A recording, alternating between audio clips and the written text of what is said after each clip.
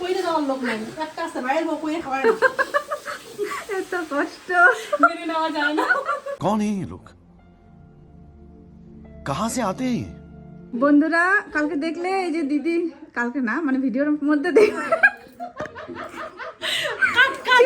এরকম ব্লগ আর কিছু বলতে পারতেছি না। ওখান থেকে আসা হবে। তো বন্ধুরা এই যে তোমরা দেখলে আমার ভিডিওর মধ্যে দিদি বললো কি শোনা যাবে না, দাঁড়া একটা লাগা আছে।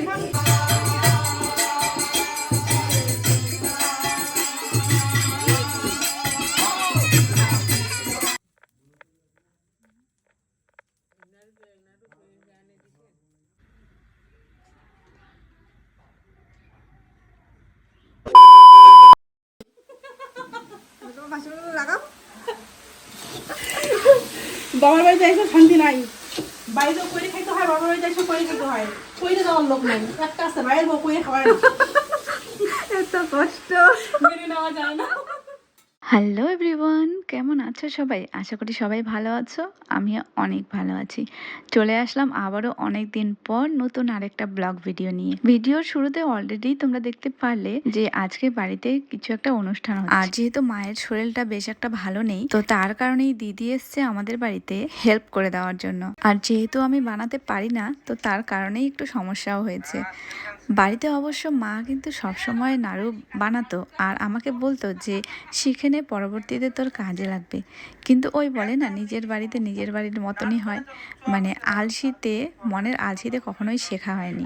কিন্তু ঠিক আছে, তখন শিখিনি, এখন শিখে নেব আস্তে আস্তে, যেহেতু এখন আমি সময় পাচ্ছি। তো এখানে আমার বড় ননদ, আমার শাশুড়ি মা, আমরা মিলে নাড়ুগুলো বানাচ্ছি। যদিও বা রাত অনেক হয়ে গিয়েছিল, অলরেডি 10টা-11টা মতো প্রায় হয়ে গিয়েছিল আমাদের নাড়ু বানাতে বানাতে। তো তার কারণে শুধুমাত্র নারকেলের নাড়ু আর তিলের নাড়ুটাই বানানো হচ্ছে। আর আমি কি বলবো, আমার মাথা মধ্যে থাকেই না। আমি প্রথমে ভেবেছিলাম যে আমি ভিডিওটা সুন্দর করে করব, আজকের ব্লগ ভিডিওটা বিশেষ করে, কিন্তু অতটা মাথার মধ্যে ছিলই না যে আমি ব্লগ ভিডিওটা সুন্দর করে করব।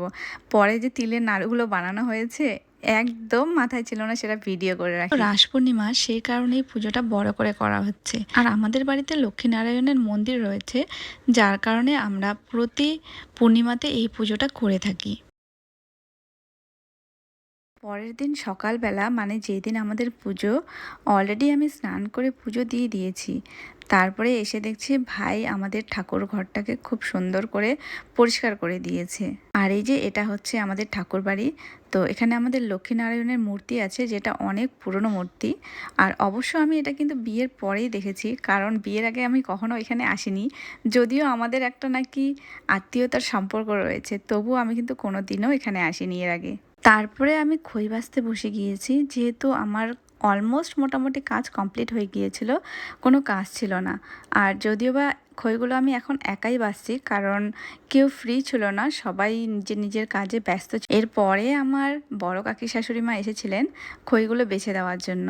তারপরে আমাকে মা বলল যে বৌমা যাও, গিয়ে উনুনটাকে একবার পুজো করে আসো, যেহেতু ঠাকুরের জন্য খিচুড়ি রান্না হবে। মানে খিচুড়ি ঠাকুরের জন্য বলতে গেলে বিশেষ করে সবাইকে খাওয়াতে হবে, তো তার কারণে উনুনটাকে নাকি আগে পুজো করতে হয়। এই কাজটা কিন্তু আমি এর আগে কখনোই করিনি, এবার প্রথমবার করছি। তো তার কারণে আমি এখানে একটা থালার মধ্যে চাল আর আলু, তার মধ্যে কিছু পয়সা ছিল, নিয়ে চলে আসলাম, যেটাকে ভোজ্য হয়তো বলে, অতটা ঠিক এখন মাথায় আসছে না। তো তারপরে এই যে উনুনটাকে আমি ভালো করে সিঁদুর লাগিয়ে নিলাম, 5টা ফোঁটা সিঁদুর লাগাতে হয়। তো সুন্দর করে তারপরে উনুনটাকে পুজো করে নিলাম, কারণ রান্না করার আগে নাকি পুজোটা করে নিতে হয়। আর ওই যে বললাম, এটা আমি প্রথমবার করছি, তো বেশ ভালো লাগে যখন কোনো নিয়ম আমরা প্রথম প্রথম করি, তখন খুব ভালো লাগে। ইভেন আমাদের জানাও হয়ে যায় যে হ্যাঁ, এই জিনিসটা করতে হয়। এর আগেও বাড়িতে অনুষ্ঠান হয়েছিল, এই জিনিসগুলো করতে হয়, কিন্তু তখন আমি কিছু কারণবশত হয়তো বা করতে পারিনি, মনে পড়ছে না যে কারণগুলো কী ছিল। বাট এখন যেহেতু আমি ফ্রি আর সব কিছু কমপ্লিট অলরেডি, তো তার কারণেই আমি চলে এসেছিলাম।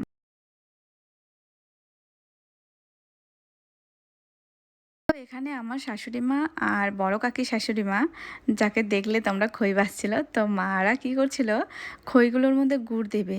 আর ওনাদের যে খইয়ের মধ্যে গুড় দেওয়ার স্টাইলটা রয়েছে, এটাও কিন্তু আমি প্রথমবার দেখছি, এর আগে আমি দেখিনি। আর বাড়িতে মাকে দেখেছিলাম গুড়ের মধ্যে খই দিচ্ছিল, কিন্তু ওটা আমি কড়াইয়ের মধ্যেই দেখেছিলাম, যে কড়াইয়ের মধ্যেই গুড়গুলো খইগুলো দিয়ে দিয়েছিল। আর সেটাই আমি বলছিলাম ওনাদের যে আমি এরকমটা আজ প্রথমবার দেখছি।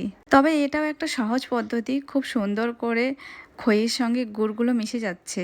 তো এখানে মা খইয়ের মধ্যে গুড়টা দিচ্ছিল, আর কাকিমা খুব সুন্দর করে সেগুলো মিক্স করছিল।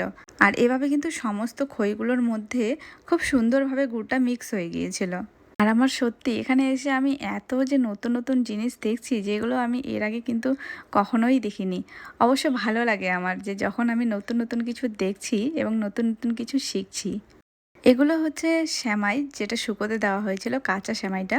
আমি কিন্তু প্রথমবার আজকে এসেছি পিছনে এটা দেখার জন্য। এতদিন ধরে এখানে আছি, আমি কখনোই আসিনি। ওই মনের আলসিতে, যদি ইচ্ছে থাকতো আমি চলে আসতে পারতাম, কিন্তু মনের আলসিতে আমি আসিনি। আর আজ যেহেতু আমি মিলের সাইডে এসছিলাম, তো ভাবলাম যে একবার দেখে নিই। এরপরে আমি চলে আসলাম যেখানে খিচুড়ি বানানো হচ্ছিল। ইনি হচ্ছেন আমার ছোট কাকি শাশুড়ি মা, আর একজন রয়েছে দিদি। তো দুজনেই মিলে আজকে পুজোর খিচুড়িটা বানাচ্ছে। বিশেষ করে বাড়িতে যদি কোনো অনুষ্ঠান হয়, এই দুজনে মিলেই কিন্তু রান্না বান্নাটা করে। তো ইনাদের সঙ্গে আমি একটা গল্প করছিলাম, সেটা হচ্ছে আমি বলছিলাম ইনাদের যে আমাকে বাড়িতে অনেকেই জিজ্ঞেস করে যে তোর শ্বশুর বাড়িটা কেমন।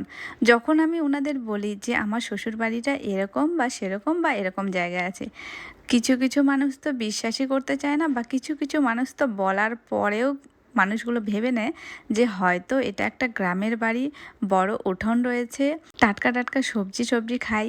কিন্তু তাদের আমি কি করে আর বোঝাই। তো আজকে আমি ভাবলাম যে এই ব্লগটার মধ্যে যতটুকু পারি ওনাদেরকে একবার দেখিয়ে দিই সবাইকে, যে আমার শ্বশুরবাড়িটা কেমন। আজকে এর এতটুকুই দেখাচ্ছি, হয়তো পরবর্তীকালে তোমাদের আরও ভালো করে দেখাতে পারবো। আর এটা হচ্ছে আমাদের মিল, তো মিলের মধ্যেই রান্না বান্নাটা আর কি হচ্ছিল। তারপরে আমাদের গুরু ঠাকুর চলে এসেছিল, আর এখানে মা পুজো দিচ্ছে। পুজোর আয়োজনটা করেছিল আমাদের বড় কাকি শাশুড়ি মা। আয়োজন বলতে গেলে পুজোর মধ্যে কি কি দরকার, কি কি লাগবে, সেটা বেশিরভাগ বড় কাকি শাশুড়ি মাই করে। কীর্তনের দলগুলো এখানে চলে এসেছিল, আর মা কীর্তন শুরু করার আগে সব জায়গায় টিকা লাগিয়ে নিচ্ছে। এটাকে কি বলে ভালোভাবে ঠিক আমি বুঝতে পারছি না, মানে কিভাবে বলবো। তো এখানে সে পুজো করে নিয়ে সবাইকে টিকাটা লাগিয়ে দিচ্ছে। ইনারা যে ছিলেন খুব সুন্দর করে কিন্তু কীর্তনটা করেছে, যদিও আমি বুঝতে পারছিলাম না যে গানগুলো কি, কিন্তু সত্যি আমার তো খুবই ভালো লেগেছিল এনাদের কীর্তনটা, যেভাবে এনারা গানটা করছিলেন। যতটুকু যেভাবে এডিট করতে পেরেছি তোমাদেরকে ততটুকুই দেখাচ্ছি। তো তোমরাও শুনে নাও কীর্তনটা কেমন কি গান করছে।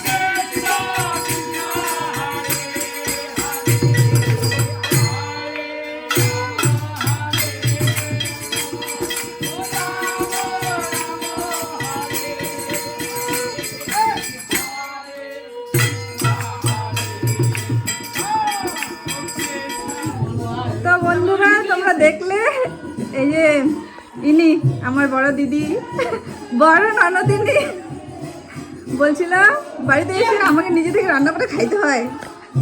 এই দেখো আজকে পড়ে আছে। এখন এর পরিপ্রেক্ষিতে তুমি কিছু বলো। আমি আর কিছু কহুনি। কেন বলো তুমি? না বন্ধু, আমি জনতা শুনতে চাচ্ছে। জনতা শুনতে যাচ্ছে এটাই। আমি এখন বসে আছি, এখন আমার বোন এসছে অনেকদিন পরে, প্রায় বছর খানেক পরে আমার বোন এসছে আমাদের বাড়িতে। আমি তার সঙ্গে গল্প করছি, এই ভাইয়ের বোন ওটাও সহ্য হচ্ছে না, ভাইয়ের বোন ওটাও সহ্য আমি করবোই ডিস্টার্ব, এতগুলো বোন হয়ে গেছে না, আমি ডিস্টার্ব জাস্ট করবো। এখানে একটু হাসি মজা ইয়ার্কি হচ্ছিল, আর এখানে কিন্তু এই সব কিছু হয়েই থাকে। তো এটা কোনো বড় বিষয় ছিল না আমার জন্য। তারপরে আমাদের পুরোহিত মশাই অলরেডি কিন্তু অনেকক্ষণ আগে চলে এসেছিল, কিন্তু আমি কিছুই জানি না, এতটাই গাধা। আমি ওয়েট করছিলাম যে কখন ঠাকুরমশাই আসবেন, পরে গিয়ে দেখি অলরেডি উনি চলে এসেছিলেন। এরপরে পুজো টুজো করে নিয়ে টিয়ে তারপরে আমরা যজ্ঞ করছিলাম। আপাতত এতটুকুই তোমাদের সঙ্গে শেয়ার করলাম, চেষ্টা করব পরবর্তীকালে আরও কিছু শেয়ার করার। তো সবাই ভালো থেকো, সুস্থ থেকো, টাটা।